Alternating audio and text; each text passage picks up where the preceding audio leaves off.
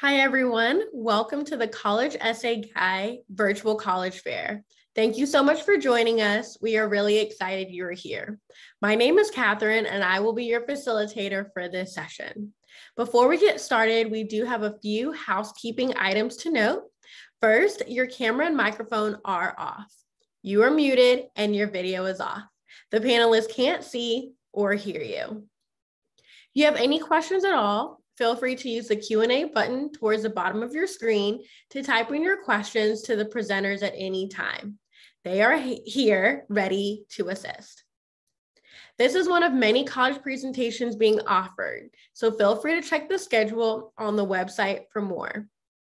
And lastly, all sessions are being recorded, including this one, and will be available at strivescan.com/college essay guy. We are currently in session A1, where my mouse is circling at the moment. And this is the same order of presentations. So without further ado, I'll get out of the way and introduce our very first representative from the University of Edinburgh.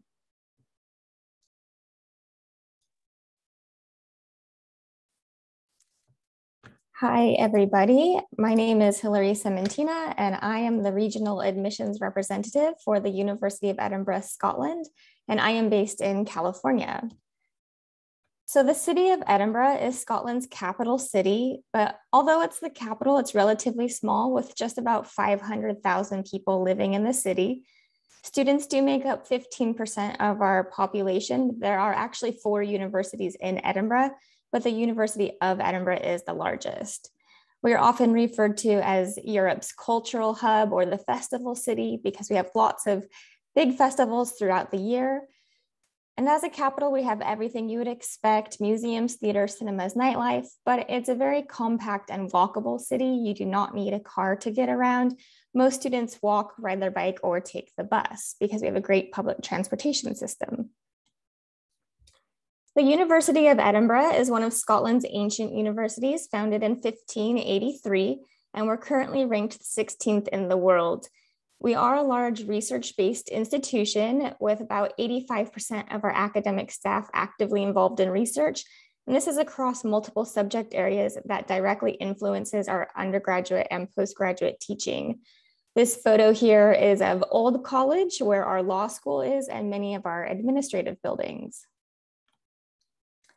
So as Scotland's largest university, we're very open and welcome to students from across the globe. We have about 45,000 students in total, and 25,000 of those are undergraduate. About 41% of our student population is international, meaning they come from countries outside of the UK. And as you can see on our slide, we're very proud of the fact we are the #1 destination in the United Kingdom for US and Canadian students.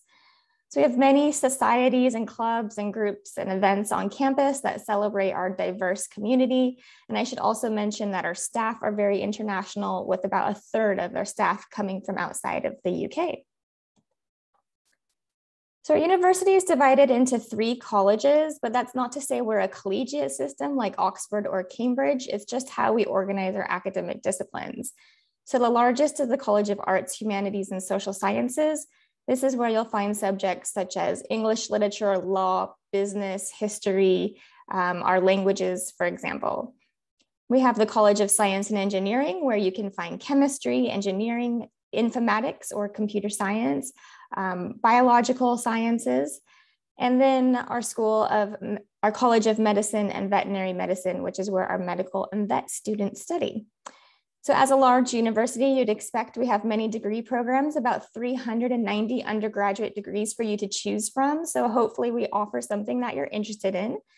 And our academic year is divided into 2 semesters. Semester 1 goes from September until December. Then you'll take your exams. Semester 2, and then we close for 2 weeks at winter break. And then semester 2 is from January until May, where you take your semester 2 exams. So a little bit about undergraduate study in Scotland, as I'm sure you'll hear some of my other colleagues in this session say that a typical undergraduate degree in Scotland is 4 years in length. And this is different from England, Wales, and Northern Ireland, where most of their undergraduate degrees are only 3 years in length. So this 4-year structure allows students to have flexibility and choice in their first 2 years of study.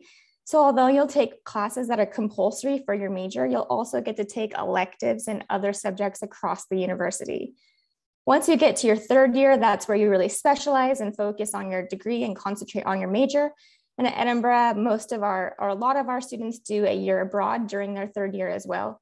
And during your 4th year, your studies culminate with a research project or dissertation that's guided by an academic member of staff. So no matter what degree you do with us, it is internationally recognized and accredited. So you don't have to worry about getting your undergraduate degree in Scotland or at Edinburgh. It will be equivalent to a bachelor's undergraduate degree in North America. So obviously your academics are important, but so is life outside the classroom. In September, we have Welcome Week, which is the week before classes begin. It's full of orientation and welcome events for new students to help you settle into your community. We have over 290 student groups and societies, which I believe is more than any other UK institution. And these range from the serious, like Amnesty International and the debate team, to the maybe not so serious, like the Harry Potter Society or the Chocolate Lovers Society. And in terms of accommodation, we have over 9,000 residential rooms for students to live in, and it's a range of options to suit your preferences and budget. The important thing to highlight is that our international undergraduate students are guaranteed university housing in their 1st year, as long as you apply by the deadline, which is typically mid-August. And then we have lots of support services and welfare services for students, like a counseling center, disability center, health service, chaplaincy, career service, etc. So now that you've heard all this and you're like, fantastic, amazing, I'm definitely applying to Edinburgh, that's great. We welcome applications from well-qualified applicants. You'll apply through UCAS, so the Universities and College Admissions Service. You submit your qualifications. So like for US applicants, that would be your SAT, ACT, or AP exams. You submit one personal statement, and you submit an academic reference or a letter of recommendation that's written by your teacher or one of your counselors. And we do have specific entry requirements for US applicants, which you can find on our website, which again, typically is standardized tests. So to end with, I want to highlight that you can chat to our current students if you want to get their experience. You can do our virtual visit of campus. Also, we have restarted our in-person campus tours in case you're lucky enough to travel to Edinburgh this fall or spring. And you can scan that QR code, which will take you to a landing page with lots of useful information for undergraduate applicants from North America. So thank you very much, and please get in touch if you have any questions. Awesome, thank you so much. The next representative is from the University of Stirling. Thank you. I'm just going to share my screen. Great. Hopefully you can all see that. I'm Ali Clark, and I'm Head of Student Recruitment at the University of Stirling. And a bit like the University of Edinburgh, we are also based in Scotland. I think we're the only 2 Scottish universities represented tonight. So Hilary's done a fantastic job of explaining the Scottish system, which is something that you're probably going to be familiar with, as it's a 4-year degree structure. So let me tell you a little bit about Stirling. It's slightly different from the University of Edinburgh. It was founded in 1967, so it's a traditional university. So it is a purpose-built campus university, so a bit different again from Edinburgh, and we're not as large as Edinburgh. We've got 14,000 students, so we're a medium-sized institution in terms of Scottish institutions. We've got over 120 different nationalities represented on campus, so it's very multicultural. And what are we known as? Well, we're known as Scotland's University for Sporting Excellence.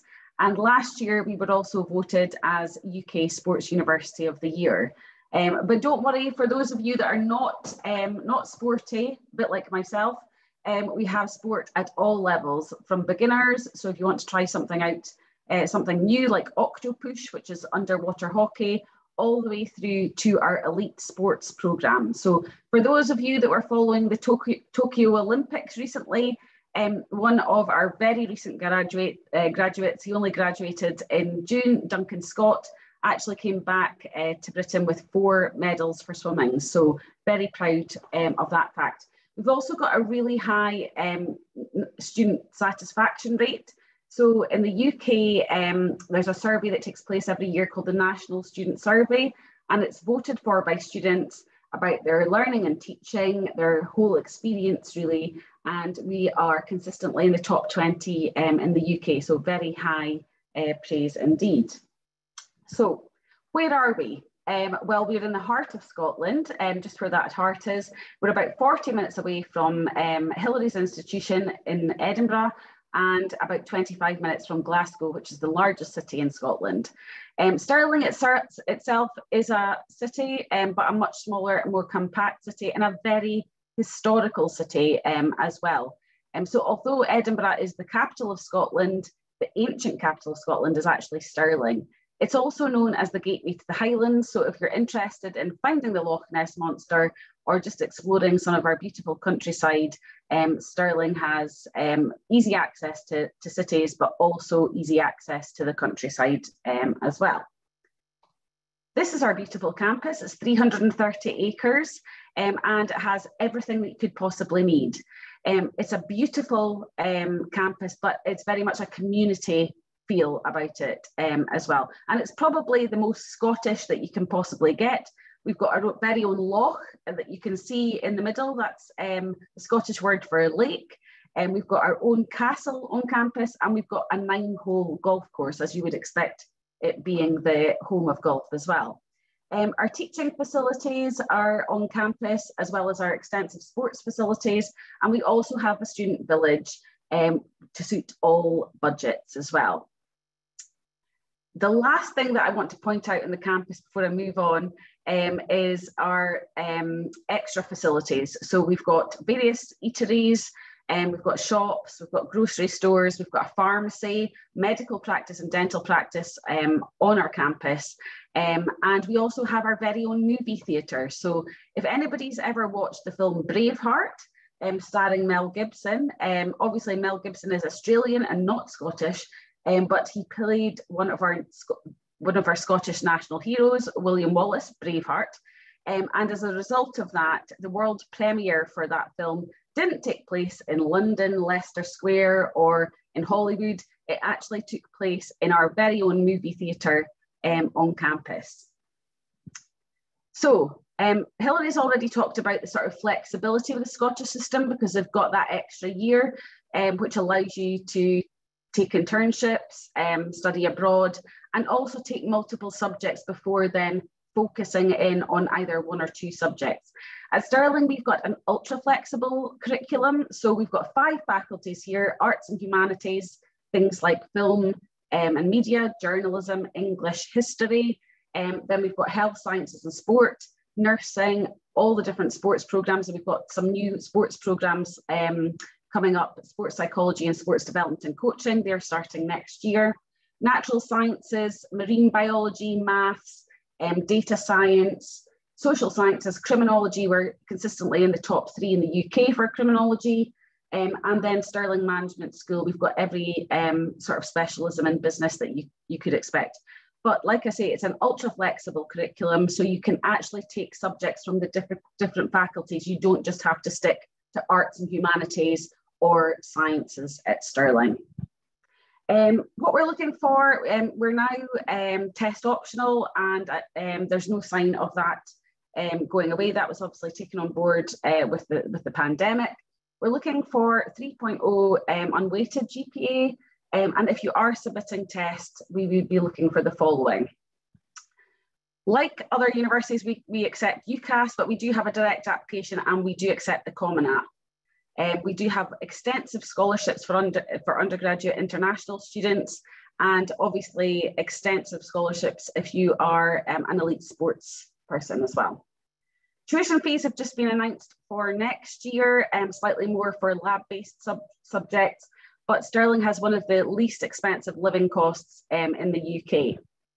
And then in accommodation, it's all single rooms, and there are no meal plans. You're going to have to get some recipes up your sleeve, but don't worry, there are plenty of eateries on campus. If you want to get in touch, there's more information. That's my email address, or you can scan that QR code. And I noticed that Catherine has popped up, so I need to pass over to the next person. No worries. Just a friendly reminder that if anyone has any questions at all, to feel free to submit those through the Q&A button. Any questions at all, our representatives are here to answer and assist. The next representative is from Newcastle University. Hi, good afternoon, wherever you are. My name is Thomas. I am the International Recruitment Manager for North America, and I'm based here in Newcastle in England. I'm going to start off telling you a little bit, first of all, about the city that we're based in. So Newcastle upon Tyne, to give it its full name, is a very lively, friendly student city located in the northeast of England. We are seen as the capital of the northeast of England. We're the most important city in the region, and we're located there where the red pin is. For reference, London is the gold star in the southeast, and it's just under 3 hours by train, or about 50 minutes by flight from Newcastle. We are only around an hour and a half from Edinburgh, and we're also connected to most other major cities in the UK by train as well. We're also very lucky to have an international airport just 20 minutes outside of our campus. And from there, you can fly to 80 different destinations, including places like Paris, Amsterdam, Frankfurt, and Dubai as well. As I said, Newcastle is a very student-friendly city, and it's actually ranked in the top 5 best student cities in the UK and top 50 in the world. And it's also one of the most affordable student cities as well. It's a very safe place to live, and it's not just great for students, it's also a hub for innovation, for technology, advanced manufacturing and the arts. So lots of our students stay after they've studied their degrees and start and continue their careers here. Newcastle is one of the driest places in the UK, and actually when you compare it to other cities around the world, it's also a lot drier than you may expect. We get less rain than places like DC, Rio, Cape Town, and New York. And we're also very lucky not having too much rain. You can enjoy some of the beautiful nature that surrounds the city. Out to the east, you've got beautiful beaches, only 20 minutes away by metro. And then to the northwest and south, we have some wonderful countryside. Newcastle itself has some beautiful historical architecture in the city, but also the wider northeast region is home to fantastic architecture and lots of castles. We actually have more castles than any other English region. And this is just to give you an example of some of those wonderful sites. You've got Gray's Monument there in the centre, the top left, which is in the centre of the city. You've got Long Sands Beach at Tynemouth. You can go kayaking on the River Tyne, or you can go and see one of the wonderful castles that we have.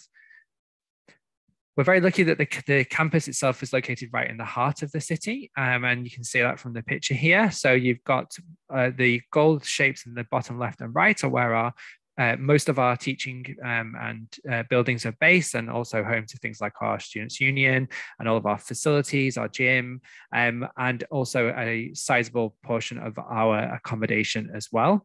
And then the grey rectangle is where most of the attractions and facilities in the city centre are. So you can see, you can literally step off campus and be in the city, but whilst you're on campus, you still have a really nice campus feel.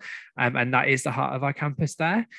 So in the building in the foreground is the Student Union, and the tall building in the back with the towers is the Armstrong building, which is where you would have your graduation ceremony. As you can see, we obviously have a historical campus. The university's history dates back to the 1830s, and that is obviously reflected in our buildings. But we don't just have old buildings on campus. We've also invested heavily in the campus over the past few years and continue to do so. And that's reflected in some of the buildings you see there on the pictures. For example, the National Centre for Data and Innovation in the top left, or the School of Computer Science there in the bottom right. In terms of our ranking reputation, we are in a global top 150 university, and actually in terms of the research and the quality of the research that we produce, we're ranked in the top 70 in the world. And in the UK, we're in the top 20 universities, and we actually have 13 subjects ranked in the top 10.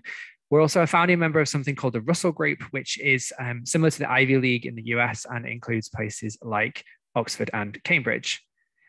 As well as that, we are one of the most targeted universities by leading employers in the UK, and we have a really high percentage of our graduates go into work or study within just 6 months of graduating. The university has 27,000 students studying on around 200 undergraduate programs and 300 master's degrees split across our 3 faculties. Just to point out some of our programs, we have a number of programs in our humanities and social sciences. Law in England is an undergraduate degree, just to point that out. Newcastle, we also have something called combined honours, which allows you to choose 3 subjects from a list of 20 and combine them into 1 degree. So a little bit like liberal arts. We have an engineering school, we have natural environmental sciences, we teach things like animal science and marine science. And we also have medicine and dentistry. Again, medicine and dentistry in England can be studied straight out of high school. In terms of our entry requirements, we are not test optional, but we are test flexible. So what that means is ideally we are looking for 3 APs. However, we understand that not everyone has that. So we are able to consider other advanced classes like honours classes or dual enrollment classes, or for example, other standardized tests you may have taken like the SAT. Certain subjects will have different requirements, so it's always worth checking the website. We have lots of teams available to support you and help you right from the moment you think about studying with us through to 3 years after graduation with our career service. And we were actually ranked as well in the UK, 3rd in the UK for our diversity and inclusion programs. And we also have great student experience through our sports and societies, and we're actually ranked top 10 in the UK for sports. Just to give you an idea of tuition rates, we're roughly about half what a comparative university in the US would cost, and we have a 3-year graduation rate of 96%, but we do also have scholarships available, and you can use federal and private loans to fund your studies. If you would like to find out more, then there's lots of links there. I will post those into the chat as well, and please feel free to email me if you have any questions. Thank you very much. So much great information. Thank you. The next representative is from the University of Warwick. Thanks so much, Catherine, and greetings to everybody from England. My name is Sarah, and I am Warwick's representative for students, parents, and advisors in North America. So in a nutshell, Warwick is a highly selective campus university that is located right in the heart of England.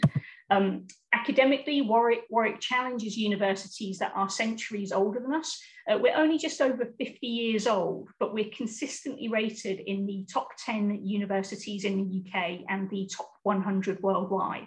We're a member of the Russell Group, and we are research intensive, which means our students enjoy learning from experts who are right at the cutting edge of their fields. As well as offering 3-year bachelor's degrees that might focus on a single or specific focus subject area, we also offer broader programs such as liberal arts and global sustainable development. And these draw on expertise from across the university to look at issues from lots of different disciplinary perspectives. But Warwick students don't just typically value our academic reputation. We're a really diverse and inclusive campus university, and essentially our community provides support and an abundance of opportunities outside of academic studies. Our students typically thrive on not only exploring their academic program, but also our campus, which feels like a miniature city with the wealth of different extracurricular activities that we have on offer. So Warwick Students' Union run around 250 different student organisations, plus also 65 sports clubs. Giving back, activism and exploring new things are all really popular with Warwick students. And our students don't just join societies as members, many have a real appetite for leadership as well. So as an example, Warwick Economic Summit is one of the largest annual student-led conferences in Europe.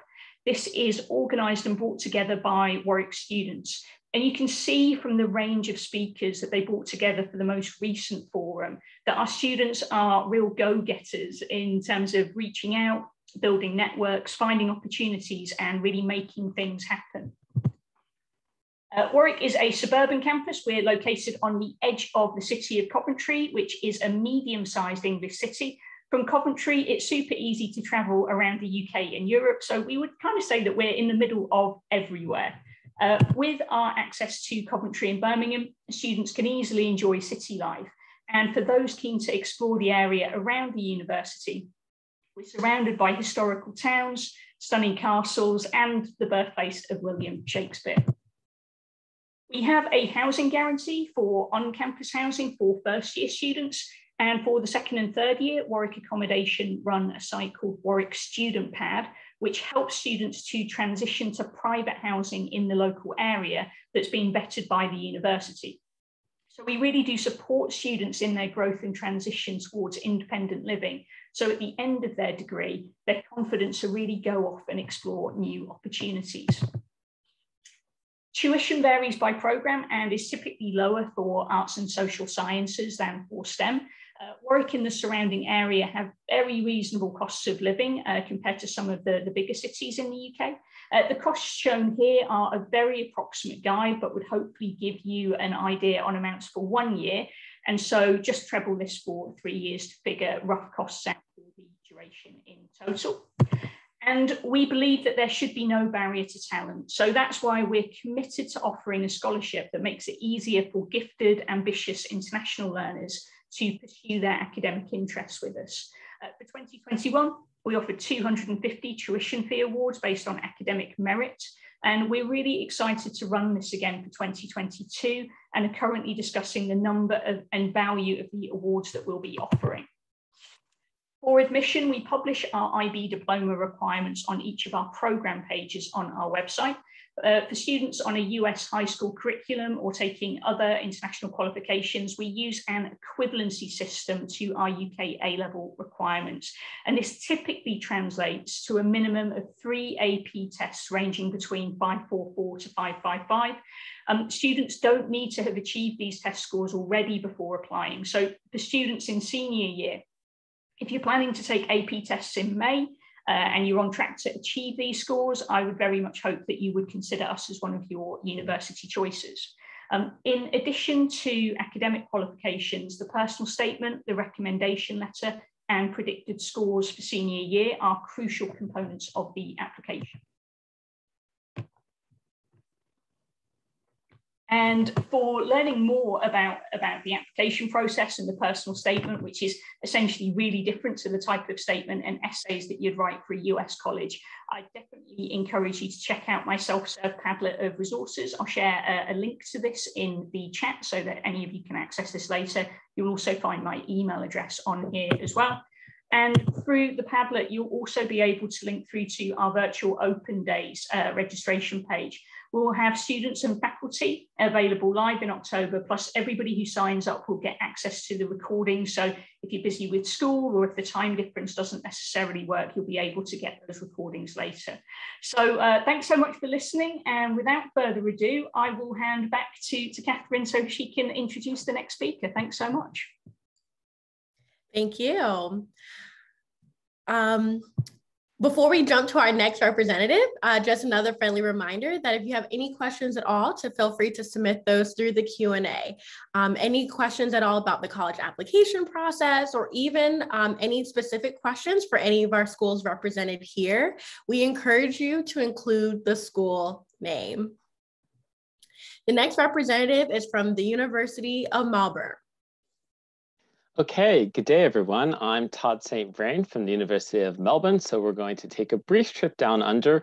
The future is now because it is already tomorrow morning in Melbourne, but I'm based in San Francisco. So Woman Jaika to Melbourne. Melbourne is a large public research intensive university located in the southern part of Australia. Like many of the other universities here, we are a top ranked institution. And I think really what attracts people to Melbourne is that brilliant minds, and as a public university seeking to do good in the world. So you can think of us as an Australian version of, say, UC Berkeley or University of Pennsylvania, Vanderbilt. These are just some of our exchange partners in the United States. This is our main campus right in the heart of Melbourne.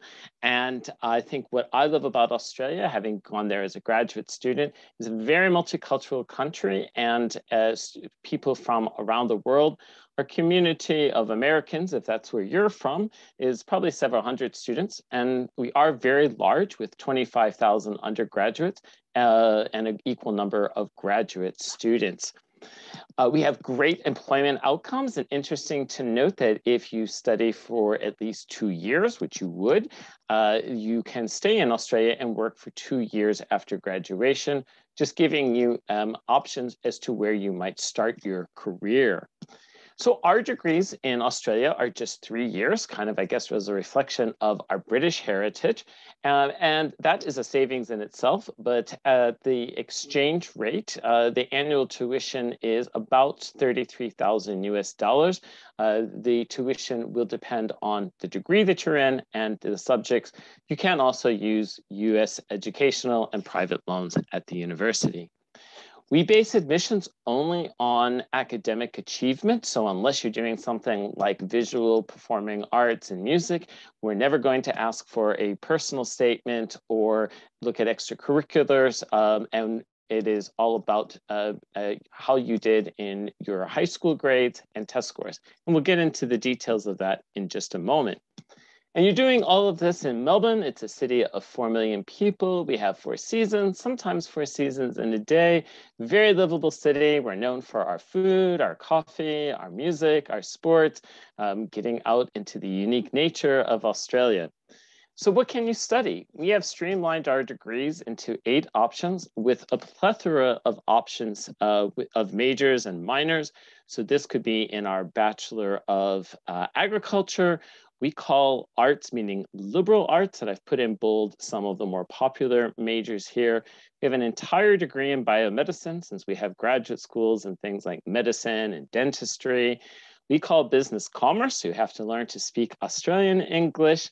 We also have design, and as I mentioned, fine arts and music. And science can also include the life sciences. We know marine biology is very popular. Yes, we do have that. We're on the coast, as well as things like engineering and IT. So if you would like to know the details about our curriculum, and your major could actually be in more than one degree. So we're happy to share that information with you. As you can see, the entry is going to be based on your GPA and a test score, and these GPAs and minimum test scores do vary slightly per degree, and we have a couple options as to test scores that we can take. We are also going to require certain AP exams, and there are alternative ways to meet those academic prerequisites as well. Anyone doing the IB, we can also take your entry based on your final score, as well as certain IB subjects. Transfer students from the US, generally about a 3.0, but this does vary slightly, and your prerequisites could be met either from AP exams or university studies. It is different down under. The seasons are opposite, but so are our semesters. So just as our Christmas weather is hot and sunny, semester 1 starts in March and semester 2 starts in late July. Our degrees, except for visual and fine arts, do give you the flexibility to start in either semester. Our admission deadlines for international students is very different from what you experience in the US. My advice is just apply when you're applying to institutions in the US or perhaps UK. When you might start is a little bit different. Any Australians out there, how and when you apply is a bit different as well. Of course, uni is more than just going to classes. So you can take a virtual campus tour and find out about all the great ways that we want you to get involved. We can't guarantee your accommodation. Just to confuse you, we call the dormitories colleges. And we'll take a brief campus tour just to see beautiful sandstone buildings, open spaces, but also some very modern facilities. Our car park is famous for things like the Mad Max movie. This is classic of the scenes from Melbourne, and also getting out a city of sports, as well as some of our beaches about 40 minutes away. So please get in touch. We'd love to hear more about it. And so I'll now hand back over, and I think we'll go back to Europe. Yes, we will. Our last representative, but certainly not least, is from the American University in Paris. Awesome. Thank you so much. All right, let me share my screen real quick. So I'm Mary Catherine. I am the Assistant Director of Admissions for the American University in Paris. I'm currently calling in from Charleston, South Carolina. Really happy to meet with all of y'all today. So the American University of Paris, as our name kind of gives away, is an American university located in Paris, France.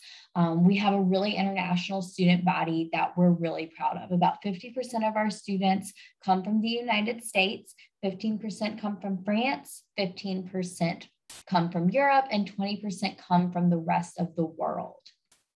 We have 26 different academic majors that you can choose from, and we also have different minors as well. Our courses are going to be a bit more similar to what you've seen, like as far as the structure goes, to the other schools you may be looking at if you're looking at schools in the US. It's going to be that American style. There's going to be a lot of flexibility as far as like declaring your major. You won't have to do that until your junior year, and taking electives and including all of that into your course of study is a really big part of your academic adventure at AUP. In the classroom, all of our classes are going to be taught in English. We have really small class sizes. Usually it's going to be less than 20 students, and that's even in those first year courses. And our student faculty ratio is 8:1. So you will get that opportunity to know your professors, to have that relationship with them, and they can kind of help mentor you along your career path as well. We do have study trips. So like in our classes, we really like to have hands-on discussion. It's not just going to be lecture-based learning. It's going to be really about sitting together, talking about the topic and diving really deep into that subject. And to take it a bit further, we'll have these study trips, which I like to say are like kind of like mini study abroads, if you will. So it's going to be faculty led. They'll take you to different areas throughout Europe, throughout the world. During COVID, we were only able to do them in France, but we're really excited to open them up again, kind of expand a little bit on what you're learning about in class. So our campus is located in the 7th arrondissement, which is a really central area in Paris. As you can see, we kind of have where our buildings are marked out here. It's very close to the Eiffel Tower. So it's going to be that really beautiful historic part of town, really walkable area, very easy to get from class to class. It usually takes about 10 minutes to get from the farthest to the farthest, but that one way down at the end, you're probably never going to have to go there because it's the admissions building. So I'd say about like 7-8 minutes at the most to walk from classroom building to classroom building. So it's really not too bad of a walk. We also do offer on-campus housing. We actually require it for our first year students, which is great. It makes coming in that first year so much easier. You know where you're going to live. You have that housing guaranteed. And then after your first year, you have the choice to either live in AUP housing again, or if you wanted to get your own apartment because you've met a group of friends and y'all want to be roommates together, you can certainly do that. And you can utilize the housing office to help you find an apartment in Paris. So just kind of talking about a couple of different events that I like that we have going on kind of right at the start, so you can jump in, make friends, get involved on campus. We have our clubs night, which is an opportunity for you to go around, get to see all of the different clubs that we have on campus, different ways you can get involved. We have our open mic night at the Amex Cafe. The Amex is our on-campus dining area. It's kind of just like a little cafe with sandwiches, coffees, things like that. There's also a really great outdoor sitting area. Lots of events go on there. This is one of my favorites. We also have the World's Fair, where I've talked about, we have a really international student body. So we'll have different students come and represent their home country. They'll cook food. They'll tell you a little bit about what their country is like, what they're known for, some different cultural aspects. It's a really, really fun night on campus. And then, of course, to kick off the fall semester for orientation, we have our fall orientation boat party, which is on the Seine. definitely a highlight and just a really easy way to get to know your new class, all of your classmates, and make friends and connections right away. Now to talk about the application process. So we are on the Common App, or you can apply through our AUP website. We do require 2 essays, a list of activities, so kind of like a resume, 2 letters of recommendation, your transcripts, and then we've always been test optional. So if you want to send us those test scores, you definitely can, but it's not required. I will say our application is a bit more of a holistic review process. So while academics are always our first priority, it's not the only piece for us. We really want to know what makes you interested in AUP, what's going to make you a great fit, what you've done so far to be involved, and how that's going to translate into your experience at AUP. Kind of going into same thing, like what we're looking for here, unweighted 3.3 GPA or above, interest in languages, travel, that international experience, and just anything you can tell us about why you think you would be a great fit at AUP. So this is our tuition, cost of living estimate, which includes the flight over, of course, and housing and all of that. And then to offset those costs, we do offer scholarships, and we also offer financial aid as well. Definitely something I would kind of work out with me, and we can get that application in. I see Catherine popping up, so I'm going to go ahead and just wrap up real quick. There's some more stats, but we can talk about those if you want. That's the email so that you can reach out to me, admissions@aup.edu. Just let us know what state you're coming from, and we'll connect you to the right counselor. Awesome. Thank you. And so much great information shared and from all our representatives. So again, thank you all. We do have some time left. And so at this time, we're going to go ahead and pivot into our Q&A portion of this session. I invite all our representatives at this time to go ahead and turn on their cameras, to get ready to unmute themselves. And we'll go ahead and dive into our first question here, which is, what advice would you give someone going through the college search process? What advice would you give someone going through the college search process? We'll go ahead and get started in the same order in which you all presented in. Okay, so my advice would be, while the degree program is important, to also think about the environment and the setting that you want to be in while at university. Do you want to be at a campus-based institution, or do you want to be in a large city where buildings are scattered around? Do you want a small sort of village-like feel to where you're sitting in the countryside, or do you want to be in a metropolitan area? Because that's just as important, that you're comfortable in your environment and your setting, as well as the academic part of your studies. My advice, I've got 2 pieces of advice. My first piece of advice would be look at the entry requirements and have some aspirational choices that you're applying for, but have some more realistic choices. Just have a sort of breadth of different entry requirements that you're looking for. And certainly in the UK, if you're applying through UCAS, you only have 5 choices in your UCAS form. You need to use them wisely. So do look at the course content, because a business management course at one university can vary drastically from a business management course at another university and what they're offering, whether it's an internship or study abroad. So make sure it's the right 5 choices for you. I would say that if you are thinking of applying to study in England specifically, then you really need to think about the major that you want to study, because the 5 choices that Ali mentioned on UCAS, they need to be 5 courses that you specifically choose, not 5 general universities that you like the sound of. And that's very different to how it works normally in the US. Yeah, I'd agree with everything said so far. And I'd also say that right now, as we're in a virtual world today, some of the virtual open houses that are available, if you're looking at overseas institutions, I would really, really encourage students and parents to sign up to those, even if it's a case of just to access the recordings in case the time zones mean that you can't join live. And the reason why that's so important is that, socially, institutions can vary a lot, and you can definitely find that, the more you learn about the students at that institution, you can really make that decision of, you know, are these my people? Am I going to fit in? Am I going to feel happy with these people? Because as well as the program and, you know, the profile of the institution and all of those offerings, you know, you need to pick somewhere you'll be really, really happy at. So the more you can engage with other students to get an idea of, you know, like whether you would get on with these type of people, I would say is a really, really valuable experience to try and do that. Hi, I'll say that for Australia, for anyone from the Northern Hemisphere, try to apply for the mid-year intake, but anticipate a mini gap year of maybe 6 to 8 months.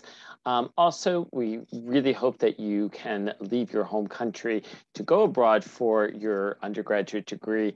But if that's not feasible, definitely look into international options for perhaps a year or a semester or short-term study abroad. Okay, I know we're getting close to time, so I'll make my answer kind of quick and really general.